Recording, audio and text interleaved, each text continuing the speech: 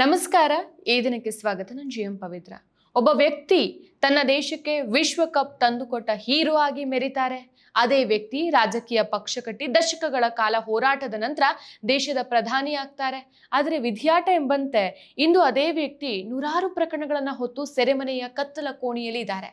ಇದು ಪಾಕಿಸ್ತಾನದ ಮಾಜಿ ಪ್ರಧಾನಿ ಇಮ್ರಾನ್ ಖಾನ್ ಅವರ ಬದುಕಿನ ಚಿತ್ರಣ. ಕ್ರಿಕೆಟ್ ಮೈದಾನದಲ್ಲಿನ ಸ್ವಿಂಗ್ ಬೌಲಿಂಗ್ ಗಿಂತಾನೂ ಅವರ ಜೀವನದ ತಿರುವುಗಳು ಹೆಚ್ಚು ಅನಿರೀಕ್ಷಿತವಾಗಿದೆ.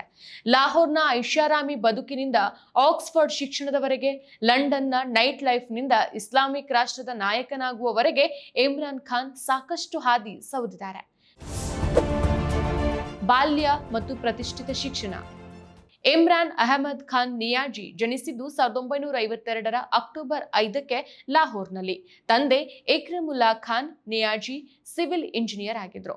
ಇನ್ನು ಶ್ರೀಮಂತ ಪಂಫ್ದೂನ್ ಕುಟುಂಬದಲ್ಲಿ ಜನಿಸಿದ ಇಮ್ರಾನ್ ಬಾಲ್ಯದಿಂದಾನೇ ಯಾವುದೇ ಕುಂದು ಕೊರತೆ ಇಲ್ಲದೇನೆ ಬೆಳೀತಾರೆ.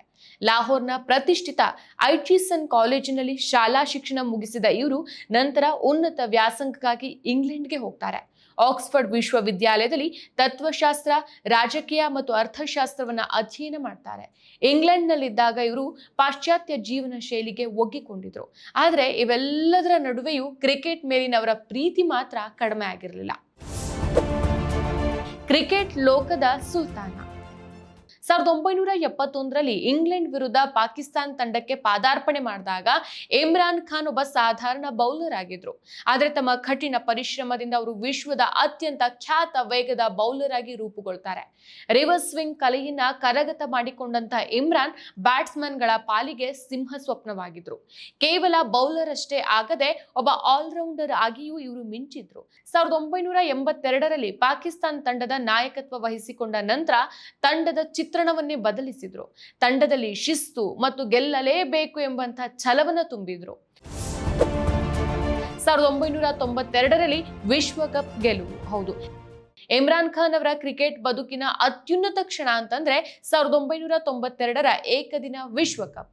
ಆಸ್ಟ್ರೇಲಿಯಾದಲ್ಲಿ ನಡೆದಂತ ಈ ಟೂರ್ನಿಯಲ್ಲಿ ಪಾಕಿಸ್ತಾನ ತಂಡ ಆರಂಭದಲ್ಲಿ ಸೋತು ಸುಣ್ಣವಾಗ್ಬಿಡತ್ತೆ.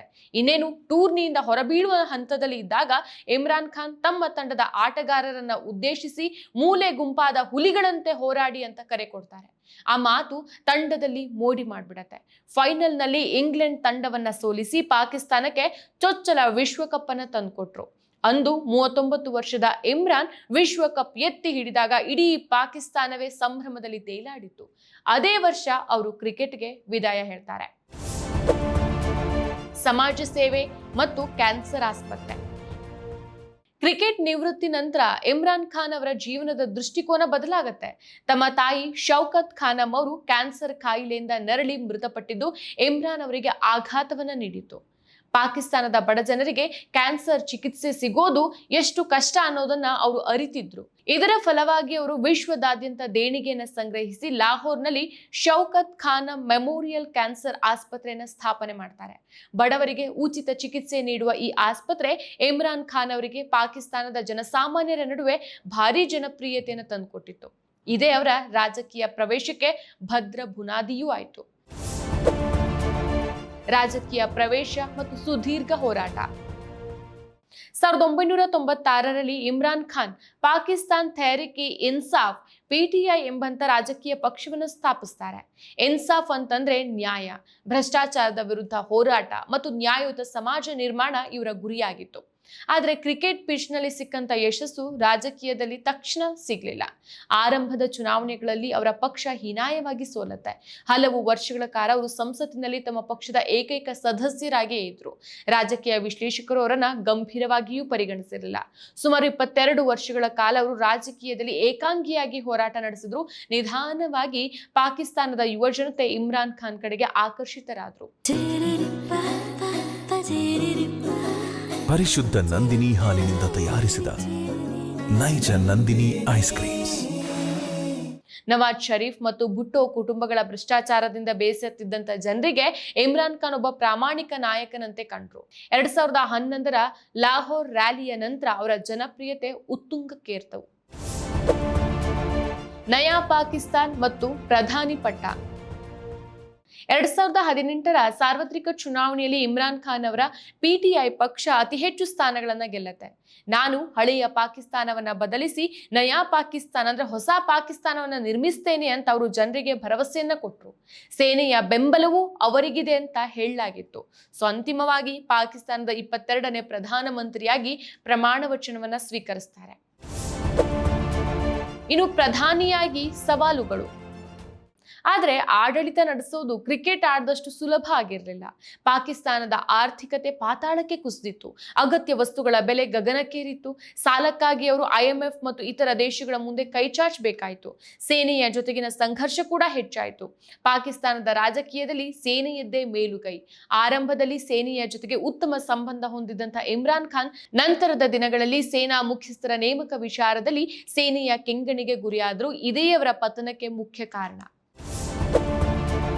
ಅಧಿಕಾರದಿಂದ ಪತನ ಮತ್ತು ಜೈಲು ಪಾಲು.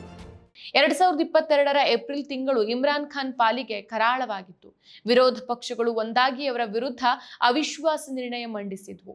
ಪಾಕಿಸ್ತಾನದ ಇತಿಹಾಸದಲ್ಲೇ ಅವಿಶ್ವಾಸ ನಿರ್ಣಯದ ಮೊದಲ ಅಧಿಕಾರ ಕಳ್ಕೊಂಡಂತ ಮೊದಲ ಪ್ರಧಾನಿ ಎಂಬ ಕುಖ್ಯಾತಿಗೆ ಇಮ್ರಾನ್ ಒಳಗಾಗ್ತಾರೆ. ಸೊ ಅಧಿಕಾರ ಕಳೆದುಕೊಂಡ ನಂತರ ಇಮ್ರಾನ್ ಖಾನ್ ಸುಮ್ಮನೆ ಕೂರಲಿಲ್ಲ. ದೇಶದಾದ್ಯಂತ ಬೃಹತ್ ಪ್ರತಿಭಟನೆಗಳನ್ನು ನಡೆಸಿ ಸೇನೆ ಮತ್ತು ಸರ್ಕಾರದ ವಿರುದ್ಧ ಗುಡುಗಿದ್ರು. ಇದರ ಪರಿಣಾಮವಾಗಿ ಅವರ ಮೇಲೆ ತೋಷಾ ಖಾನ್ ಪ್ರಕರಣ, ಸೈಫರ್ ಪ್ರಕರಣ, ಅಲ್ ಖಾದಿರ್ ಟ್ರಸ್ಟ್ ಪ್ರಕರಣ ಸೇರಿ ನೂರಾರು ಪ್ರಕರಣಗಳು ದಾಖಲಾದವು. ಈಗ ಇಮ್ರಾನ್ ಖಾನ್ ರಾವಲ್ಪಿಂಡಿಯ ಅಡಿಯಾಲ ಜೈಲಿನಲ್ಲಿ ಇದ್ದಾರೆ. ಅವರಿಗೆ ಜೈಲು ಶಿಕ್ಷೆಯೂ ಪ್ರಕಟವಾಗಿದೆ. ಅವರ ಪಕ್ಷದ ಚಿಹ್ನೆಯಾದ ಕ್ರಿಕೆಟ್ ಬ್ಯಾಟ್ ಅನ್ನು ಕೂಡ ಚುನಾವಣಾ ಆಯೋಗ ರದ್ದುಪಡಿಸಿತ್ತು. ಭಾರತದೊಂದಿಗಿನ ಸಂಬಂಧ. ಇಮ್ರಾನ್ ಖಾನ್ ಕ್ರಿಕೆಟಿಗರಾಗಿದ್ದಾಗ ಭಾರತದಲ್ಲಿ ಅಪಾರ ಅಭಿಮಾನಿಗಳನ್ನ ಹೊಂದಿದ್ರು. ಭಾರತದ ಹಲವು ಕ್ರಿಕೆಟಿಗರ ಜೊತೆಗೆ ಅವರಿಗೆ ಉತ್ತಮ ಸ್ನೇಹ ಕೂಡ ಇತ್ತು. ಸಿಖ್ ಯಾತ್ರಾರ್ಥಿಗಳಿಗಾಗಿ ಪಾಕಿಸ್ತಾನದ ಕರ್ತಾರ್ಪುರ್ಗೆ ಹೋಗೋಕೆ ಕಾರಿಡಾರ್ ತೆರೆದಿದ್ದು ಅವರ ಆಡಳಿತದ ಒಂದು ಸಕಾರಾತ್ಮಕ ನಿರ್ಧಾರವಾಗಿತ್ತು. ಭಾರತ ಕಾಶ್ಮೀರದಲ್ಲಿ 370ನೇ ವಿಧಿಯನ್ನು ರದ್ದುಪಡಿಸಿದ ನಂತರ ಇಮ್ರಾನ್ ಖಾನ್ ಭಾರತದ ಪ್ರಧಾನಿ ನರೇಂದ್ರ ಮೋದಿ ಮತ್ತು RSS ವಿರುದ್ಧ ತೀವ್ರ ವಾಗ್ದಾಳಿ ನಡೆಸಿದ್ರು. ವಿಶ್ವಸಂಸ್ಥೆಯಲ್ಲಿಯೂ ಭಾರತದ ವಿರುದ್ಧ ಮಾತಾಡಿದ್ರು. ಇಮ್ರಾನ್ ಖಾನ್ ಒಬ್ಬ ವರ್ಚಸ್ವಿ ನಾಯಕ ಅನ್ನೋದ್ರಲ್ಲಿ ಎರಡು ಮಾತಿಲ್ಲ. ಕೋಟ್ಯಾಂತರ ಜನ ಅವರನ್ನ ಇಂದಿಗೂ ಸಹ ಆರಾಧಿಸ್ತಾರೆ. ಆದ್ರೆ ರಾಜಕೀಯದ ಚದುರಂಗದಾಟದಲ್ಲಿ ಅವರು ಮಾಡಿದ ತಪ್ಪುಗಳು ಸೆರೆಮನೆಗೆ ತಳ್ಳಿದೆ. ಇನ್ನು ಕ್ರಿಕೆಟ್ ನಲ್ಲಿ ಕೊನೆಯ ಎಸೆತದವರೆಗೂ ಹೋರಾಡುವ ಗುಣವಿದ್ದಂತಹ ಇಮ್ರಾನ್ ಖಾನ್ ರಾಜಕೀಯದಲ್ಲೂ ಸಹ ಸೋಲೊಪ್ಪಿಕೊಳ್ಳದೆ ಜೈಲಿನಿಂದಾನೇ ಹೋರಾಟವನ್ನು ಮುಂದುವರಿಸಿದ್ದಾರೆ. ಆದರೆ ಸದ್ಯದ ಪರಿಸ್ಥಿತಿಯಲ್ಲಿ ಅವರು ಮತ್ತೆ ರಾಜಕೀಯ ಮುಖ್ಯವಾಹಿನಿಗೆ ಬರೋದು ಕಷ್ಟ ಸಾಧ್ಯ ಅಂತ ಹೇಳಲಾಗತ್ತೆ. ಸೊ ಒಂದ್ ಕಾಲದಲ್ಲಿ ಪಾಕಿಸ್ತಾನದ ಭರವಸೆಯ ಕಿರಣವಾಗಿದ್ದಂತ ಕಫ್ತಾನ್ ಇಂದು ತನ್ನದೇ ದೇಶದ ಕಾನೂನಿನ ಕುಣಿಕೆಯಲ್ಲಿ ಸಿಲುಕಿರೋದು ವಿಪರ್ಯಾಸವೇ ಸರಿ. ಮತ್ತಷ್ಟು ವಿಶೇಷ ವಿಡಿಯೋಗಳನ್ನು ನೋಡಲು ಮತ್ತು ಹೊಸ ವಿಡಿಯೋಗಳ ಬಗ್ಗೆ ತಿಳಿಯಲು EDina.com ಯೂಟ್ಯೂಬ್ ಚಾನೆಲ್ ಸಬ್ಸ್ಕ್ರೈಬ್ ಮಾಡಿ ಮತ್ತು ಬೆಲ್ ಐಕಾನ್ ಕ್ಲಿಕ್ ಮಾಡಿ.